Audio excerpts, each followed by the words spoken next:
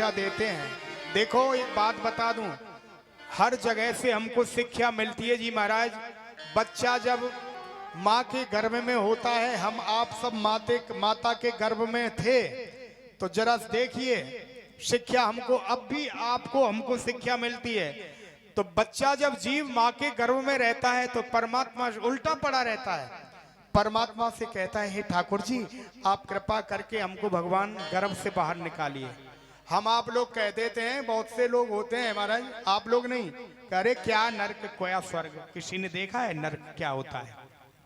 अरे यार देखा क्यों नहीं है? नर्क तुम देखने के लिए कोई ये थोड़ी कहीं टिकट बनवानी पड़ेगी, रिजर्वेशन करा के जाओगे। नर्क और स्वर्ग तो यही है। और वो भी क्या है जरा देखिए, माँ के गर्भ में हम आप सब लोग 9-10 महीने रहते हैं, तो ऐसे माँ के गर्भ में क्या चीज नहीं है नर्क की जो अंदर ना हो? मल मूत्र पीव इत्यादि सब कुछ माँ के गर्भ में होता है, उसी में हम आप सब लोग पड़े रहते हैं। हम आप सब लोग भगवान से निवेदन करते हैं ठाकुर जी आप ऐसी कृपा करो भगवान, आप मुझे नर्क से बाहर निकालो, गर्भ से बाहर निकालो। भगवान कहते हैं भाई तुमको नर्क से बाहर निकाल दूंगा, लेकिन कारण तो तुम ही हो, तुम फिर नर्क में आने का काम करते हो। बोले भगवान मैं अब की बार ऐसा कर्म करूंगा, बाहर जाकर के फिर मैं इस नरक कुंड में नहीं आऊंगा। ठाकुर जी कहते हैं भाई क्या काम करोगे ऐसा? बोले भगवान एक निवेदन है आपसे। बोले क्या? आप मुझे कोई ऐसी निशानी दे दो, ऐसा कोई मुझे लक्षण बता दो जिससे बाहर जाकर के मैं आपका भजन करूं, आपको याद करूं। तो बोले भाई ठीक है तुम भूल गए तो नहीं भूलूंगा प्रभु, आप मुझे कृपा करके बता दीजिए। तो मेरे सज्जनों एक बात समझ लिए, ठाकुर जी ने निशानी दी है हम आप सबके लिए। क्या? बोले जब तुम्हारा जन्म होगा तो तुम्हारी मुट्ठियां बंद रहेंगी। मतलब ऐसा विधान नहीं था कि लोगों की मुट्ठी बंद हो। कितने पशु पक्षी हैं, केवल इंसान को छोड़ करके बाकी की किसी की मुट्ठियां बंद होती हैं क्या जन्म के समय?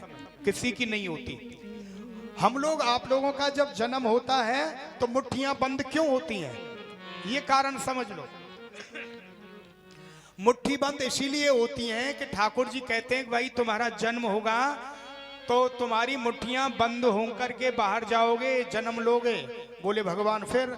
और बाहर जा करके जब तक तुम्हारी मुट्ठी बंद रहेंगी, भजन नहीं करोगे तो कोई बात नहीं, तुम्हारा अपराध क्षमा रहेगा। लेकिन जब तुम्हारी मुट्ठी एकदम खुल जाए तो भजन करना शुरू कर देना, मैं तुम्हारा उद्धार कर दूंगा। लेकिन बच्चे की मुट्ठियां कितने जल्दी खुल जाती हैं उस समय तो बच्चा। बोले भगवान मेरी मुट्ठी जब खुल जाएंगी तो मैं बच्चा रहूंगा, तो एक बात बताइए प्रभु मैं आपका कैसे भजन कर सकूं? छोटा बच्चा रहता है, कई महीने के बाद में जब मुट्ठी खुल जाती है तो मैं ना नहा सकता, ना स्नान बना सकता, ना जो है आपकी पूजा कर सकता। प्रभु जब मेरी मुट्ठी खुल जाएंगी तो मैं तो गोदी में रहूंगा ना, मैं आपका भजन। ठाकुर जी बोले ठीक है तुम बच्चे रहोगे, मैं इस गलती को भी क्षमा कर दूंगा। तुम मुझे जाकर के मुट्ठी खुल जाएंगी। और याद रखिए सज्जनों, बच्चे की मुट्ठी कब खुलती है, छोटा कितना भी हो, जब बच्चा अपनी माँ को पहचानना शुरू कर देता है एकदम मुट्ठी तभी खुलती है।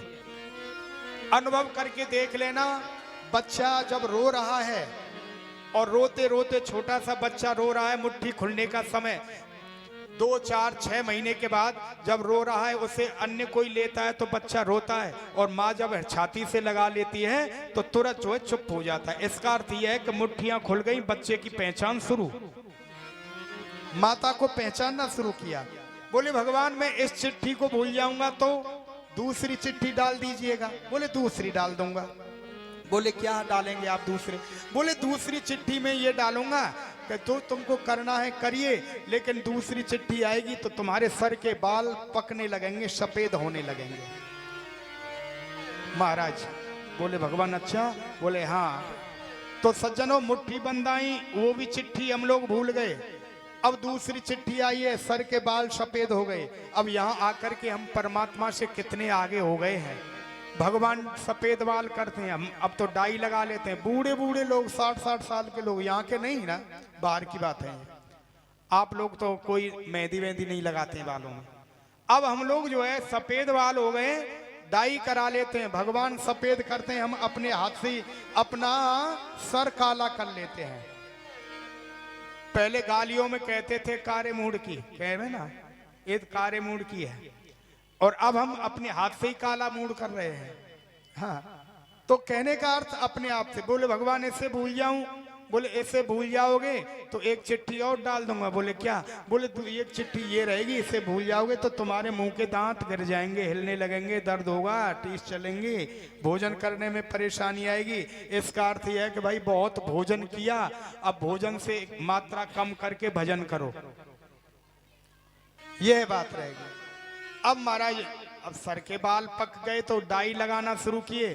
अब हम और भी आगे बढ़ गए हैं, मुंह से दांत हिलने लगे हैं, गिरने लगे हैं, अब तो हम पत्थर के दांत लगवाना शुरू कर दिए। भगवान से एक कदम आगे, लेकिन राम नहीं जप। गाली कितनी दिन भर देंगे बच्चों को, लेकिन राम राम नहीं जपते।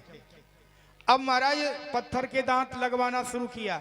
अब ठाकुर जी से बोले भगवान इससे भूल जाऊं। भगवान बोले वाह भाई, जब तेरी आदत ही भूलने की है, तू सब कुछ भूल जाएगा तो फिर मैं भी तुझे भूल जाऊंगा। बोले भगवान आप क्या करेंगे भूल करके?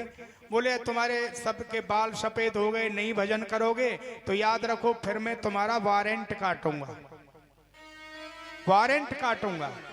बोले भगवान वारंट क्या होगा? बोले वारंट में यही होगा, जिस आप शरीर रूपी घर को सजाते सजाते संवारते संवारते काला पीला डाई लगाने के कारण, मुंह में पत्थर के दांत लगवाने के कारण भजन नहीं करोगे तो तुम्हारे उसी सुंदर घर की मैं कुड़की आदेश दे दूंगा, कुड़क कर दो। तो मेरे सज्जनों, ये तीन निशान हमको आपको मिलते हैं, इसीलिए ऐसा विधान है ये कि मुट्ठी बंद आएंगी भजन करो, सर के बाल सफेद, कान के बाल सफेद हो गए तो भजन करो। अगर ऐसा भी नहीं कर सकते हो, मुंह के दांत हिलने ढुलने लग गए तो भजन करो। ऐसा भी नहीं करोगे तो वारंट कटता है। और वारंट क्या है महाराज? जिस शरीर को हम पियर सोप साबुन से नहलाते हैं, बड़ा डेंटिंग पेंटिंग करते हैं, बस उसी शरीर रूपी घर की कुड़की हो जाती है और हमारा प्राणांत हो जाता है। और हम फिर पुनरप, मैं अपनी तरफ से निवेदन नहीं कर रहा हूं आपसे, श्री आदि शंकराचार्य भगवान कहते हैं पुनरप जननम पुनरप मरणम पुनरप जननी जठरे शयनम। अरे इंसान, तुझे बार बार जन्म लेना पड़ रहा है, बार बार मरना पड़ रहा है, और बार बार माँ के गर्भ में नरक में जाना पड़ता है। इससे भज गोविंदम गोविंदम गोविंदम भज मूढ़ मते। अरे इंसान, नरक कुंड